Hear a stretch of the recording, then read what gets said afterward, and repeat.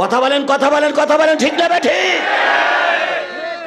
পরের দিন পেপারে সাংবাদিকরা লিখেছে সুষ্ঠু হয়েছে নির্বাচন, ভোট দিয়েছে প্রশাসন, তাকিয়ে তাকিয়ে দেখেছে জনগণ। এদের ভোটগুলো এরকমই সুস্থ ছিল। কথা বলেন, ঠিক না ঠিক? আধারে ভয় পেও না, আধারে ভয় পেও না, আলো আছে আড়ালে, জালিমেরা পালিয়ে যাবে তুমি উঠে দাঁড়ালে। আধারে ভয় পেও না, আধারে ভয় পেও না, আলো আছে আড়ালে, জালিমেরা চলে যাবে তুমি রাস্তায় দাঁড়ালে। রাস্তায় দাঁড়িয়ে দেখো, কোমর সোজা করে কোরআন বুকে নিয়ে রাস্তায় দাঁড়াও, জালেমেরা রাতের অন্ধকারে ময়দান ছেড়ে পালিয়ে যাবে। তুমি এখন একা না, তোমার দলে এখন বহুত লোক, শুধু দলে কেবল নেই তুমি। তুমি এই দলে এসে দাঁড়াও, দেখবা এই কোরআনের দলকে আল্লাহ বিজয়ের মালা দিয়ে, ফুলের মালা দিয়ে ঘরে ফিরাই নিয়ে আসবে। এখন তুমি যদি মনে করো ও দাঁড়াক আমি দাঁড়াবো না, তাহলে বিজয় সম্ভব? তুমি যদি মনে করো মুরব্বী দাঁড়াক আমি দাঁড়াবো না, যুবক দাঁড়াক আমি দাঁড়াবো না, তাহলে বিজয় সম্ভব না। আমাদের সকলকে দাঁড়াতে হবে। সুসংবাদ দিয়ে শুরু করি, সেটা হলো আমি গোটা বাংলাদেশে সফর করছি। গতকাল ছিলাম পঞ্চগড়ে, গতকালকে 2টা প্রোগ্রাম করেছি নীলফামারী আর পঞ্চগড়ে। পঞ্চগড়ের মাহফিল কালকে যারা লাইভে দেখেছেন, এর চাইতে 4 ডবল মানুষ। আমি ওইদিকে যাচ্ছি, আমি শুধু এতটুকু বলি, গোটা দেশের মাহফিলগুলো করে আমার যা কাণ্ড, আমার যা হিসাবে এসেছে, আমার বিবেকে আমার মেসেজ দায় এসেছে, কোন বামপন্থী রামপন্থী দল আমাদের সঙ্গে লাগবে না। শুধু বাংলাদেশের যে কোনো টুপিওয়ালা দল আছে, এই টুপিওয়ালা দলগুলো যদি একজোট হয়ে আগামী নির্বাচনে অংশগ্রহণ করতে পারে, বিশ্বাস করো জয়পুরহাটের মুসলমান, আগামী দেশ হবে কোরআনের দেশ, আগামী সংসদ হবে কোরআনের সংসদ, আগামী সময় আসবে টুপিওয়ালাদের সময়।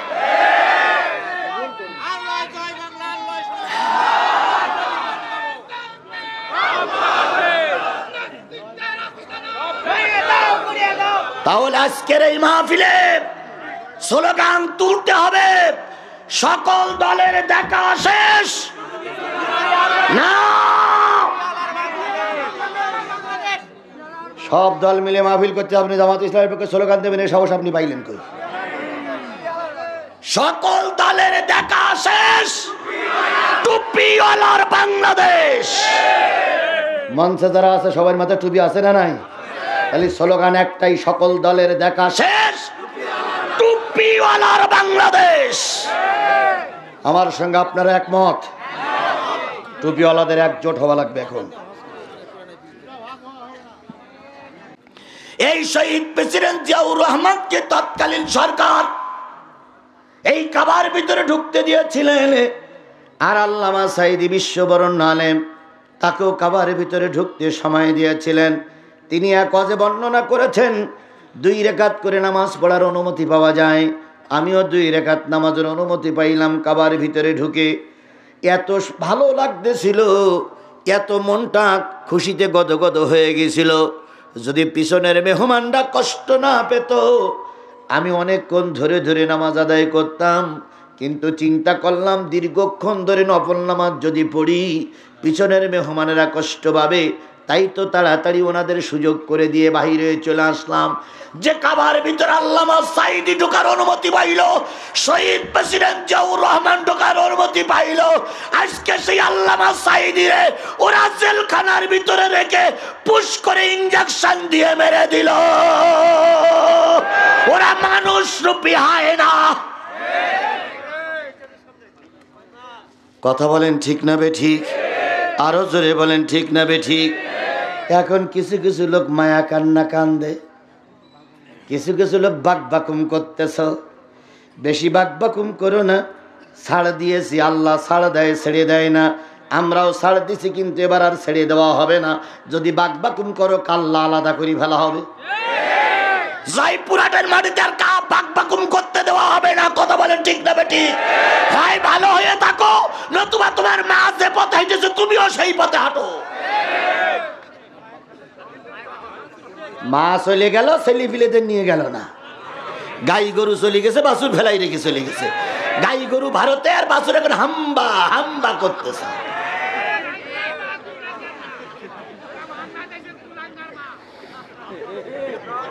কথা কি ঠিক বলেছি না বেঠিক বলেছি? এখন কিন্তু হিন্দুরাও কিছু কিছু মাথা উঁচু করতেছে।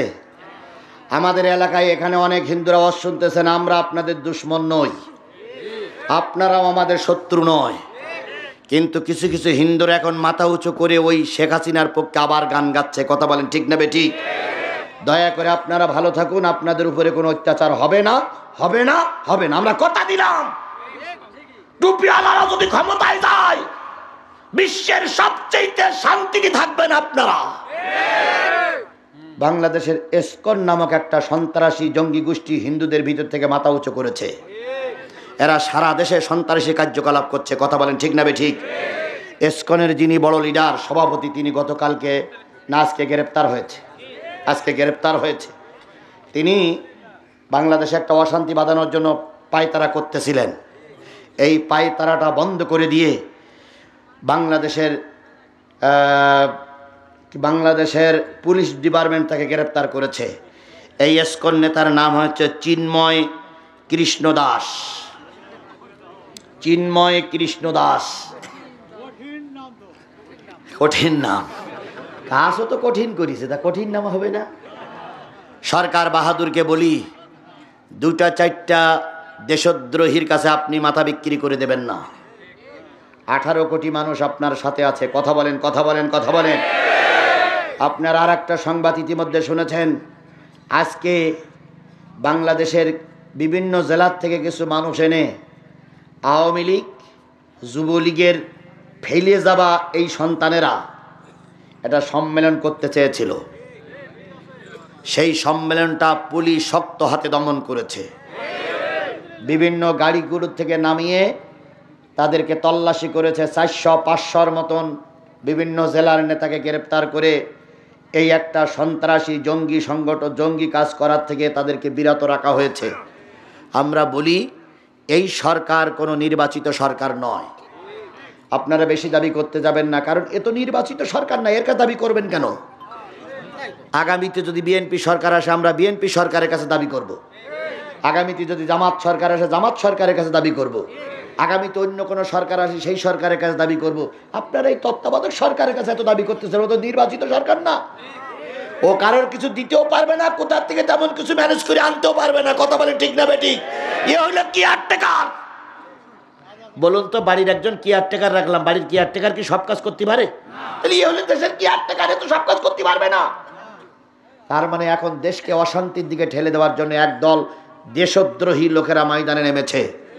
জয়পুরহাটের মানুষ, আপনাদেরকে 100% সতর্ক থাকতে হবে, এরা যেন আর ময়দানে না নামতে পারে। কথা বলেন, কথা বলেন, ঠিক আছেন কিনা? আল্লাহ শুধু দিনের খাতিরে আমাদের কবুল করুক। আমি জানি জয়পুরহাট জেলাটা হলো বিএনপি এবং জামাতের ঘাঁটি। এখানে আওয়ামী লীগের কোনো আস্তানা অতীতেও ছিল না, এখনো নাই। যারা এমপি গিরি করে আসছে বিগত 15 বছর, ওদের এখন মেম্বারের দাঁড়াই দেন, আর সুষ্ঠু নির্বাচন হোক। ও মেম্বারি ভোটেও জামানাত বজায় হতে হবে। ও আর ওনারা বাকুম বাকুম বাকুম বাকুম বাকুম বাকুম করছে। ওনারাই বলেছিল শেখ হাসিনা রহমাতুল্লাহ আলাই, ওনারাই বলেছিল মুজিবারের পিছনে রাদিয়াল্লাহু তাআলা আনহু লেখার দরকার। আল্লাহ ওদের কবল থেকে আমাদের হেফাজত করেছেন, হেফাজত করুক। সকলে মিলে বলুন আমিন। আমার ভাইয়েরা, আল্লাহ নবী চিন্তা করলেন সপ্তাহে 2 দিন, সোমবার আর শুক্রবারের নেতারা কাবার ভিতরে ঢোকে। কাবার ভিতরে ঢোকে যার যা প্রার্থনা সব সেখানে বলে। ওই কাবার ভিতরে হযরত ঈসা আলাইহিস সালামের মা মেরির ছবি ছিল। ওই কাবার ভিতরে হযরত ঈসার ছবি ছিল। ওই কাবার ভিতরে জাতির পিতা ইব্রাহিমের ছবি ছিল। ওই কাবার ভিতরে হযরত আদম আলাইহিস সালামের মূর্তি নির্মাণ করে রেখেছিল। ওই কাবার ভিতরে লাতের ছবি ছিল। ওই কাবার ভিতরে উজ্জার মূর্তি ছিল। ছোট বড় মিলে বাইরে এবং ভিতরে প্রায় 350-র অধিক মূর্তি কাবা এবং কাবার বাইরে ছিল। ওই তৎকালীন সময়ের নেতারা প্রতি সোমবার আর প্রতি শুক্রবার কাবার ভিতরে ঢুকতেন, সন্ধ্যা পর্যন্ত থাকতেন, যার যা মনের খায়েশগুলো ওই মূর্তি দেবতাদের সামনে বলতেন। আসার পথে বলতেন, কাবার মালিক, ওই দেবতার মাধ্যমে তোমার কাছে সংবাদটা পৌঁছাই দিলাম, তুমি আমার দোয়াটা কবুল করিও। এই কথা বলে তারা চলে আসতো। আল্লাহর নবীর ধ্যান ধারণা হলো ধর্মের শীর্ষস্থানীয় জায়গায় এরা ঢোকে, যদি আমি মুহাম্মদ একটু ঢুকতে পারতাম, ওরা যেভাবে বলে আমি সেভাবে বলতাম না, আমার মালিকের কাছে সাহায্য চাইতাম, মালিক যেন মক্কাটারে কোরআনের দেশ বানায়া দেয়।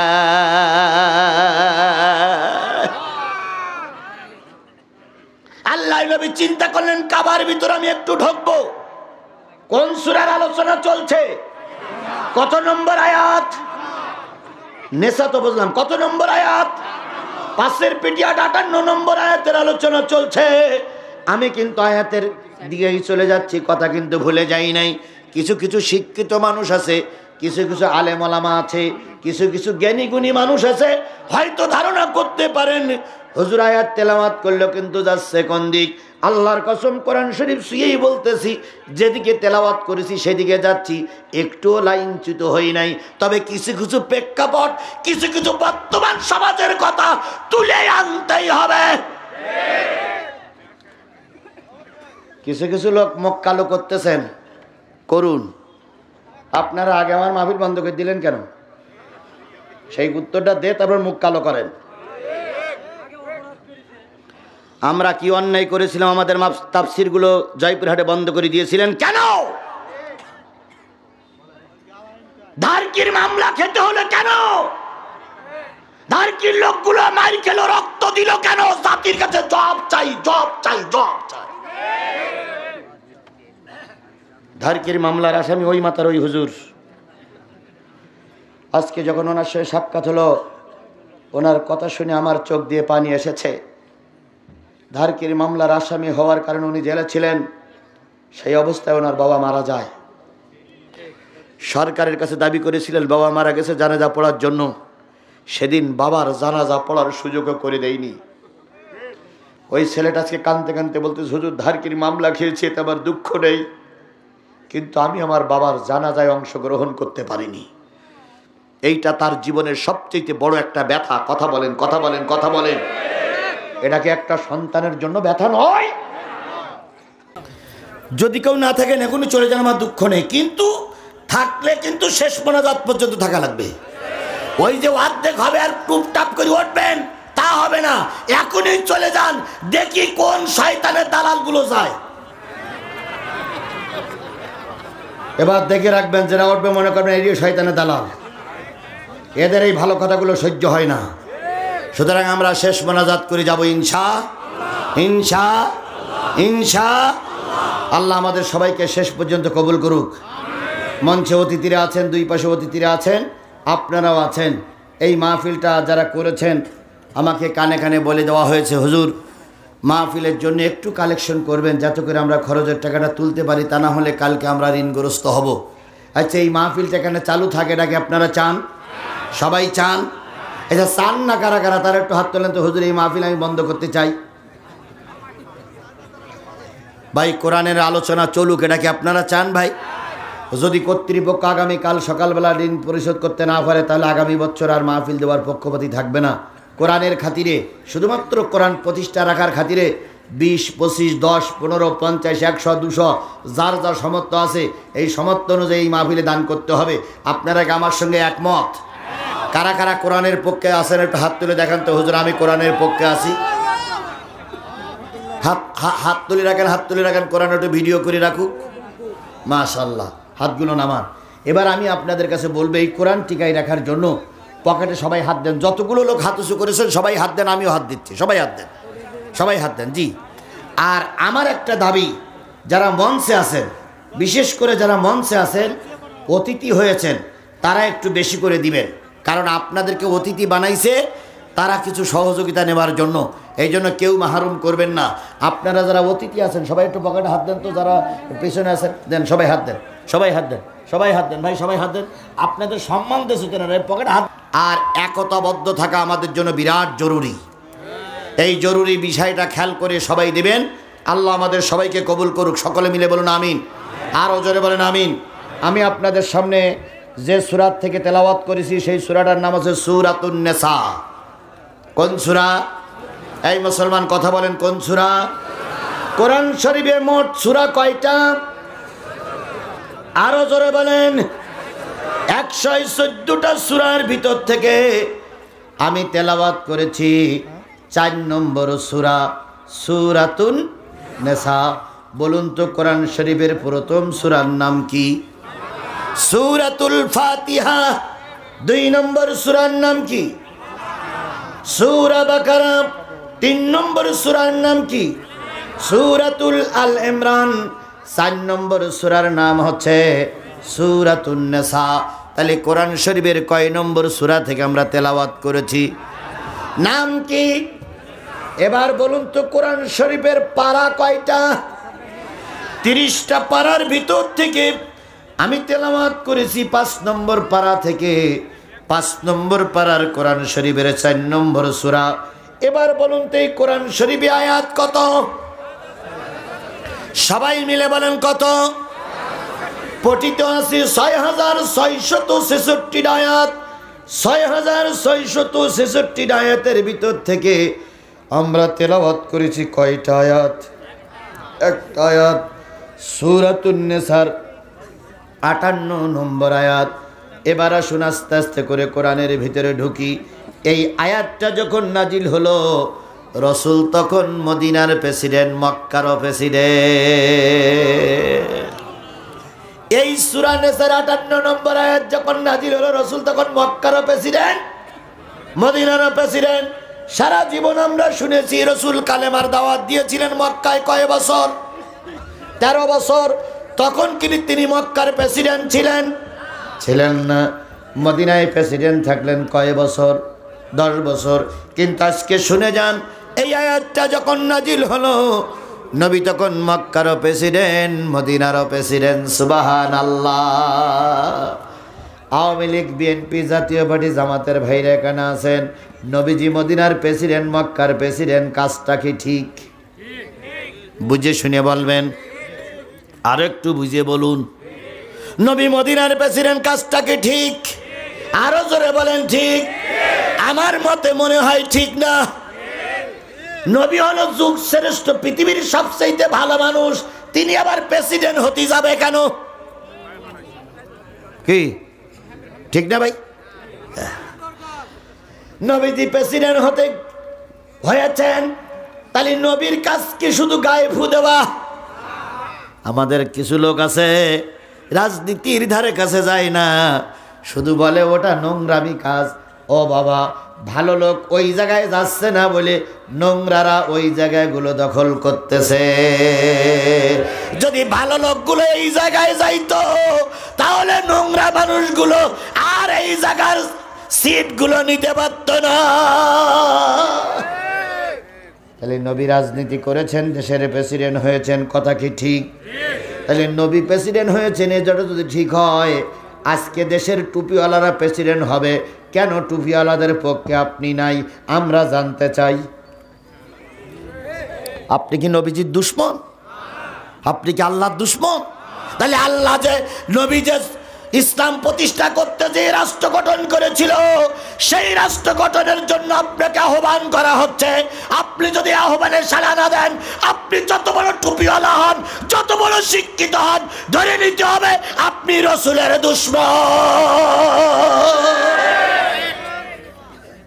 চোখটি বুঝে মুখটি গুজে থাকবি কতকাল, দেশটা মদের চুষে খেলো ওই শগুনির পাল।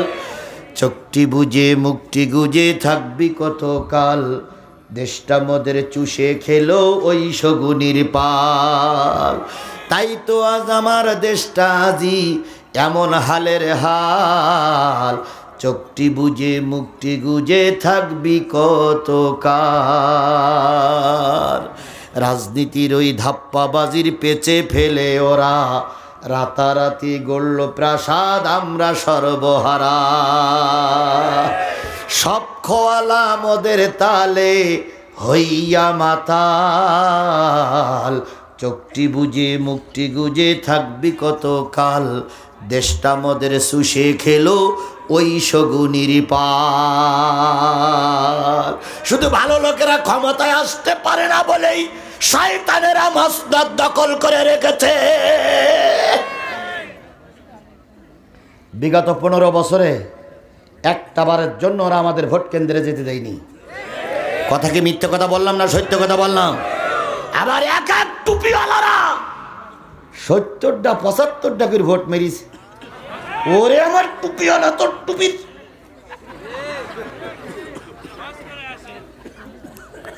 মাথায় টুপি দিয়ে 70টা ভোট মারো, তুমি মুসলমান নামের কলঙ্ক।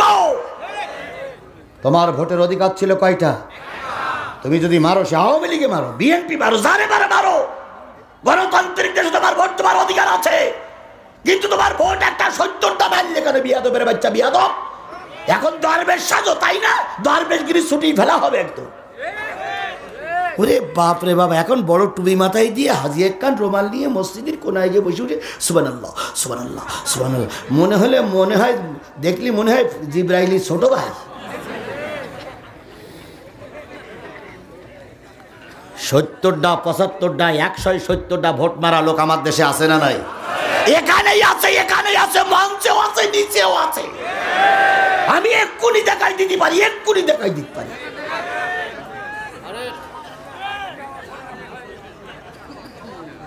এখানেই আছে। পাগড়ি ভরি এখন বড় টুপি মাথায় দিয়ে এখন দরবেশ সেজে দাও, পীর সাহেব সেজে দাও। তোমাদের ইতিহাস জনগণ ভালোই জানে, ভালোই জানে, ভালোই জানে।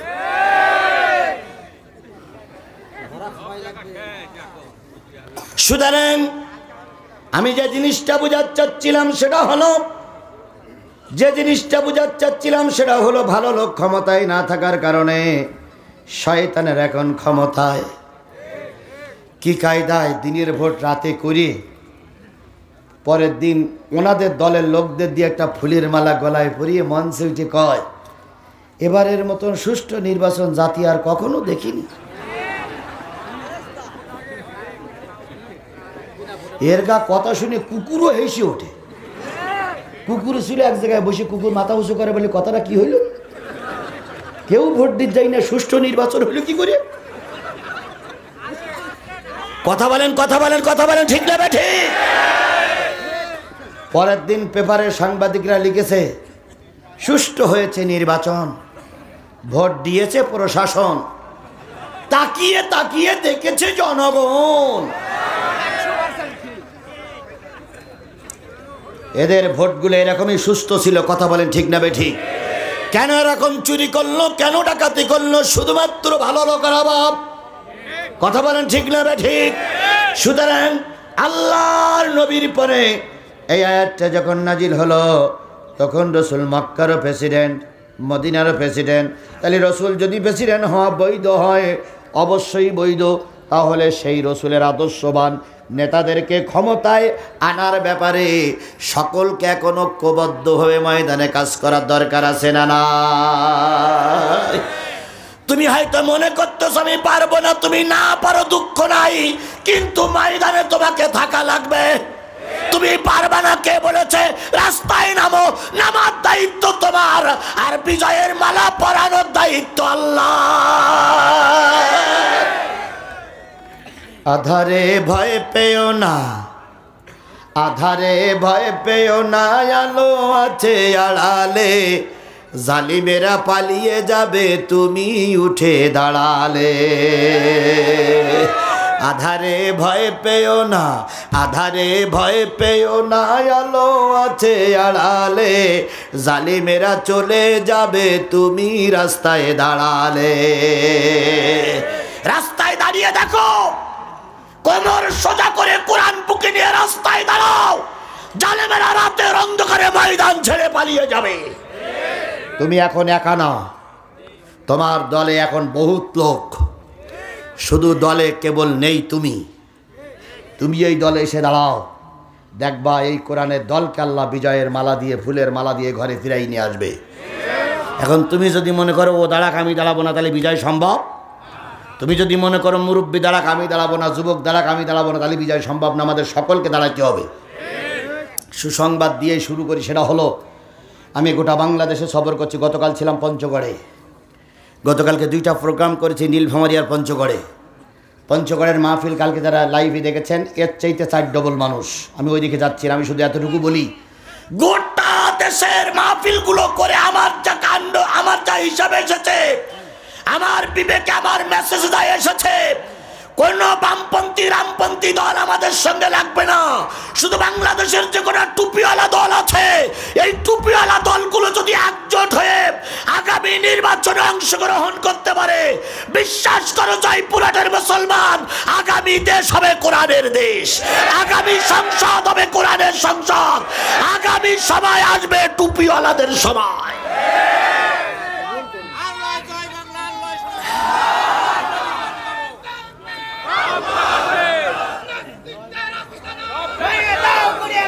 তাহলে আজকের এই মাহফিলে স্লোগান তুলতে হবে, সকল দলের দেখা শেষ না। সব দল মিলে মাহফিল করতে, আপনি জামাত ইসলামের পক্ষে স্লোগান দেবেন, এই সাহস আপনি পাইলেন কই? সকল দলের দেখা শেষ, টুপিওয়ালার বাংলাদেশ। মঞ্চে যারা আছে সবার মাথায় টুপি আছে না নাই? তাহলে স্লোগান একটাই, সকল দলের দেখা শেষ, টুপিওয়ালার বাংলাদেশ। আমার সঙ্গে আপনারা একমত? টুপিওয়ালাদের একজোট হওয়া লাগবে। এখন আমার ভাইয়েরা, আয়াতটা যখন নাজিল হলো, নবী তখন কোন জায়গার প্রেসিডেন্ট? মক্কা এবং মদিনার প্রেসিডেন্ট। এবার প্রেক্ষাপটে চান, আল্লাহর নবী যখন কালেমার দাওয়াত দিলেন, আবু জেহেল মাইরে ছিল, কথাটা মনে আছে তো? আবু জেহেলের মার খেয়ে নবী কি থেমে গেলেন? নবী থেমে যান নাই, নবী তার কাজ চালিয়ে যাচ্ছেন। নবীর একটা ধারণা হলো, নবীর মনের ভিতরে একটা ইতমিনান আসলো, নবীর মনের ভিতরে একটা চিন্তা ভাব উদয় হলো। কাবা ঘরের ভিতরে সব নেতারা ঢোকে, আমি একটু ঢুকতে পারি না, আমি একটু কাবার ভিতরে কি আছে দেখতে চাই। শুনেছি কাবার ভিতরে যে 2 রাকাত নামাজ পড়লে, নামাজ পড়ে যদি উপরের দিকে তাকানো যায়, তাহলে ওই কাবার ভিতরে বসে আরশে মহল্লা দেখা যায়। এই কাবা বিশ্বের সবচেয়ে পবিত্র জায়গা, কথা বলেন ঠিক না ঠিক? এই কাবার ভিতরে সবাই ঢোকার অনুমতি পায় না। বাংলাদেশের 2 জন মানুষ এই কাবা ঘরের ভিতরে ঢোকার অনুমতি পেয়েছিলেন। একজন হচ্ছে শহীদ প্রেসিডেন্ট জিয়াউর রহমান, আর একজন হচ্ছে আল্লামা দেলোয়ার হোসেন সাইদি। আরো হয়তো কেউ থাকতে পারে, কিন্তু আমার মেমোরিতে আছে কয়জন? 2 জন। এই শহীদ প্রেসিডেন্ট জিয়াউর রহমানকে তৎকালীন সরকার এই কাবার ভিতরে ঢুকতে দিয়েছিলেন, আর আল্লামা সাইদি বিশ্ববরণ্য আলেম, তাকেও কাবার ভিতরে ঢুকতে সময় দিয়েছিলেন। তিনি এক ওয়াজে বর্ণনা করেছেন, 2 রাকাত করে নামাজ পড়ার অনুমতি পাওয়া যায়। আমিও 2 রাকাত নামাজের অনুমতি পাইলাম কাবার ভিতরে ঢুকে। এত ভালো লাগতেছিল, এত মনটা খুশিতে গদগদ হয়ে গেছিল। যদি পিছনের মেহমানরা কষ্ট না পেত, আমি অনেকক্ষণ ধরে ধরে নামাজ আদায় করতাম। কিন্তু চিন্তা করলাম, দীর্ঘক্ষণ ধরে নফল নামাজ যদি পড়ি, পিছনের মেহমানেরা কষ্ট পাবে, তাই তো তাড়াতাড়ি ওনাদের সুযোগ করে দিয়ে বাহিরে চলে আসলাম। যে কাবার ভিতরে আল্লামা সাইদি ঢোকার অনুমতি পাইল, শহীদ প্রেসিডেন্ট জিয়াউর রহমান ঢোকার অনুমতি পাইল, আজকে সেই আল্লামা সাইদিরে ওরা জেলখানার ভিতরে রেখে পুশ করে ইনজেকশন দিয়ে মেরে দিল। ওরা মানুষ রূপী হয় না। কথা বলেন ঠিক না বে ঠিক? আরো জোরে বলেন ঠিক না বে ঠিক? এখন কিছু কিছু লোক মায়া কান্না কান্দে, কিছু কিছু লোক বাকবাকুম করতেছ। বেশি বাকবাকুম করো না, ছাড় দিয়েছি, আল্লাহ ছাড় দেয়, ছেড়ে দেয় না। আমরাও ছাড় দিছি, কিন্তু এবার আর ছেড়ে দেওয়া হবে না। যদি বাকবাকুম করো, কাল্লা আলাদা করে ফেলা হবে। জয়পুরহাটের মাটিতে আর কা বাক বাকুম করতে দেওয়া হবে না। কথা বলেন ঠিক না বেটি? হয় ভালো হয়ে থাকো, নতুবা তোমার মা যে পথে হেঁটেছে তুমিও সেই পথে হাঁটো।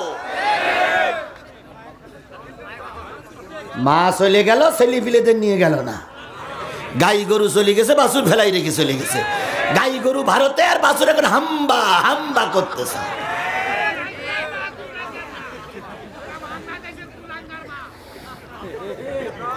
কথা কি ঠিক বলেছি না বেঠিক বলেছি? এখন কিন্তু হিন্দুরাও কিছু কিছু মাথা উঁচু করতেছে। আমাদের এলাকায় এখানে অনেক হিন্দুরা ওয়াজ শুনতেছেন, আমরা আপনাদের দুশমন নই, আপনারাও আমাদের শত্রু নয়। কিন্তু কিছু কিছু হিন্দুরা এখন মাথা উঁচু করে ওই শেখ হাসিনার পক্ষে আবার গান গাচ্ছে। কথা বলেন ঠিক না বেঠিক? দয়া করে আপনারা ভালো থাকুন, আপনাদের উপরে কোনো অত্যাচার হবে না, হবে না, হবে না। আমরা কথা দিলাম, টুপিওয়ালারা যদি ক্ষমতায় যায় বিশ্বের সবচেয়ে শান্তিতে থাকবেন আপনারা। বাংলাদেশের এসকন নামক একটা সন্ত্রাসী জঙ্গি গোষ্ঠী হিন্দুদের ভিতর থেকে মাথা উঁচু করেছে। এরা সারা দেশে সন্ত্রাসী কার্যকলাপ করছে। কথা বলেন ঠিক না বেঠিক? এসকনের যিনি বড় লিডার, সভাপতি, তিনি গতকালকে না আজকে গ্রেপ্তার হয়েছে। আজকে গ্রেপ্তার হয়েছে। তিনি বাংলাদেশে একটা অশান্তি বাঁধানোর জন্য পায়তারা করতেছিলেন। এই পায়তারাটা বন্ধ করে দিয়ে বাংলাদেশের পুলিশ ডিপার্টমেন্ট তাকে গ্রেপ্তার করেছে। এই এসকন নেতার নাম হচ্ছে চিন্ময় কৃষ্ণ দাস। চিন্ময় কৃষ্ণ দাস, কঠিন নাম। কাজও তো কঠিন করেছে, তা কঠিন নাম হবে না? সরকার বাহাদুরকে বলি, 2-4টা দেশদ্রোহীর কাছে আপনি মাথা বিক্রি করে দেবেন না। 18 কোটি মানুষ আপনার সাথে আছে। কথা বলেন, কথা বলেন, কথা বলেন। আপনার আর একটা সংবাদ ইতিমধ্যে শুনেছেন, আজকে বাংলাদেশের বিভিন্ন জেলার থেকে কিছু মানুষ এনে আওয়ামী লীগ, যুবলীগের ফেলে যাওয়া এই সন্তানেরা একটা সম্মেলন করতে চেয়েছিল। সেই সম্মেলনটা পুলিশ শক্ত হাতে দমন করেছে। বিভিন্ন গাড়িগুলোর থেকে নামিয়ে তাদেরকে তল্লাশি করেছে। 400-500 মতন বিভিন্ন জেলার নেতাকে গ্রেপ্তার করে এই একটা সন্ত্রাসী জঙ্গি সংগঠন, জঙ্গি কাজ করার থেকে তাদেরকে বিরত রাখা হয়েছে। আমরা বলি, এই সরকার কোনো নির্বাচিত সরকার নয়। আপনারা বেশি দাবি করতে যাবেন না, কারণ এ তো নির্বাচিত সরকার না। এর কাছে দাবি করবেন কেন? আগামীতে যদি বিএনপি সরকার আসে, আমরা বিএনপি সরকারের কাছে দাবি করব। আগামীতে যদি জামাত সরকার আসে, জামাত সরকারের কাছে দাবি করব। আগামীতে অন্য কোনো সরকার আসে, সেই সরকারের কাছে দাবি করব। আপনারা এই তত্ত্বাবধায়ক সরকারের কাছে এত দাবি করতেছেন, ও তো নির্বাচিত সরকার না। ও কারোর কিছু দিতেও পারবে না, কোথার থেকে তেমন কিছু ম্যানেজ করে আনতেও পারবে না। কথা বলে ঠিক না বেটি? এ হইল কেয়ারটেকার। বলুন তো, বাড়ির একজন কেয়ারটেকার রাখলাম, বাড়ির কেয়ারটেকার কি সব কাজ করতে পারে? তাহলে এ হলে দেশের কেয়ারটেকার, তো সব কাজ করতে পারবে না। তার মানে এখন দেশকে অশান্তির দিকে ঠেলে দেওয়ার জন্য একদল দেশদ্রোহী লোকেরা ময়দানে নেমেছে। জয়পুরহাটের মানুষ, আপনাদেরকে 100% সতর্ক থাকতে হবে, এরা যেন আর ময়দানে না নামতে পারে। কথা বলেন, কথা বলেন, ঠিক আছেন কিনা? আল্লাহ শুধু দিনের খাতিরে আমাদের কবুল করুক। আমি জানি জয়পুরহাট জেলাটা হলো বিএনপি এবং জামাতের ঘাঁটি। এখানে আওয়ামী লীগের কোনো আস্তানা অতীতেও ছিল না, এখনো নাই। যারা এমপি গিরি করে আসছে বিগত 15 বছর, ওদের এখন মেম্বারের দাঁড়াই দেন, আর সুষ্ঠু নির্বাচন হোক। ও মেম্বারি ভোটেও জামানাত বজায় হতে হবে ও। আর ওনারা বাকুম বাকুম বাকুম বাকুম বাকুম বাকুম করত। ওনারাই বলেছিল শেখ হাসিনা রহমাতুল্লাহ আলাইহি, ওনারাই বলেছিল মুজিবারের পিছনে রাদিয়াল্লাহু তাআলা আনহু লেখার দরকার। আল্লাহ ওদের কবল থেকে আমাদের হেফাজত করেছেন, হেফাজত করুক। সকলে মিলে বলুন আমিন। আমার ভাইয়েরা, আল্লাহ নবী চিন্তা করলেন সপ্তাহে 2 দিন, সোমবার আর শুক্রবারের নেতারা কাবার ভিতরে ঢোকে। কাবার ভিতরে ঢোকে যার যা প্রার্থনা সব সেখানে বলে। ওই কাবার ভিতরে হযরত ঈসা আলাইহিস সালামের মা মেরির ছবি ছিল।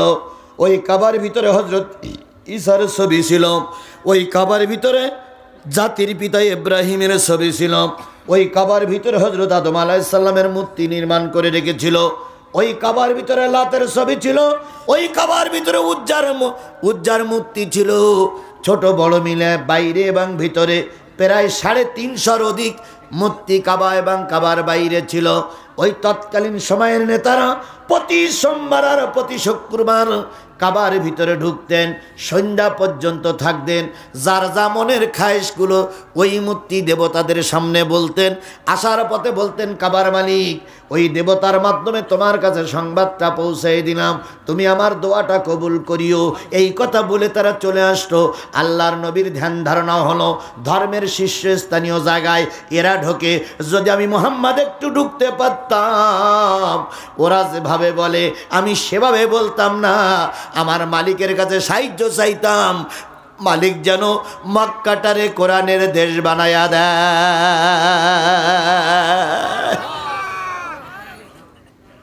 আল্লাহ নবী চিন্তা করলেন, কাবার ভিতর আমি একটু ঢুকবো। কোন সূরার আলোচনা চলছে? কত নম্বর আয়াত? নেসা তো বুঝলাম, কত নম্বর আয়াত? 5-এর পিটিয়া 58 নম্বর আয়াতের আলোচনা চলছে। আমি কিন্তু আয়াতের দিকেই চলে যাচ্ছি, কথা কিন্তু ভুলে যাই নাই। কিছু কিছু শিক্ষিত মানুষ আছে, কিছু কিছু আলেম ওলামা আছে, কিছু কিছু জ্ঞানী গুণী মানুষ আছে, হয়তো ধারণা করতে পারেন হুজুর আয়াত তেলাওয়াত করলো কিন্তু যাচ্ছে কোন দিক। আল্লাহর কসম কোরআন শরীফ শুয়েই বলতেছি, যেদিকে তেলাওয়াত করেছি সেদিকে যাচ্ছি, একটুও লাইনচ্যুত হই নাই। তবে কিছু কিছু প্রেক্ষাপট, কিছু কিছু বর্তমান সমাজের কথা তুলে আনতেই হবে। কিছু কিছু লোক মুখ কালো করতেছেন, করুন। আপনারা আগে আমার মাহফিল বন্ধ করে দিলেন কেন? সেই উত্তরটা দে, তারপর মুখ কালো করেন। আমরা কি অন্যায় করেছিলাম? আমাদের তাফসিরগুলো জয়পুরহাটে বন্ধ করে দিয়েছিলেন কেন? ধারকির মামলা খেতে হলো কেন? ধারকির লোকগুলো মার খেলো, রক্ত দিল কেন? জাতির কাছে জবাব চাই, জবাব চাই, জবাব চাই। ধারকির মামলার আসামি ওই মাতার ওই হুজুর। আজকে যখন ওনার সাথে সাক্ষাৎ হলো, ওনার কথা শুনে আমার চোখ দিয়ে পানি এসেছে। ধারকির মামলার আসামি হওয়ার কারণে উনি জেলে ছিলেন, সেই অবস্থায় ওনার বাবা মারা যায়। সরকারের কাছে দাবি করেছিলেন বাবা মারা গেছে জানাজা পড়ার জন্য, সেদিন বাবার জানাজা পড়ার সুযোগও করে দেয়নি। ওই ছেলেটা আজকে কাঁদতে কাঁদতে বলতে, হুজুর ধারকির মামলা খেয়েছি, এতে আমার দুঃখ নেই, কিন্তু আমি আমার বাবার জানাজায় অংশগ্রহণ করতে পারিনি। এইটা তার জীবনের সবচেয়ে বড় একটা ব্যথা। কথা বলেন, কথা বলেন, কথা বলেন। এটা কি একটা সন্তানের জন্য ব্যথা নয়? আমরা আল্লামা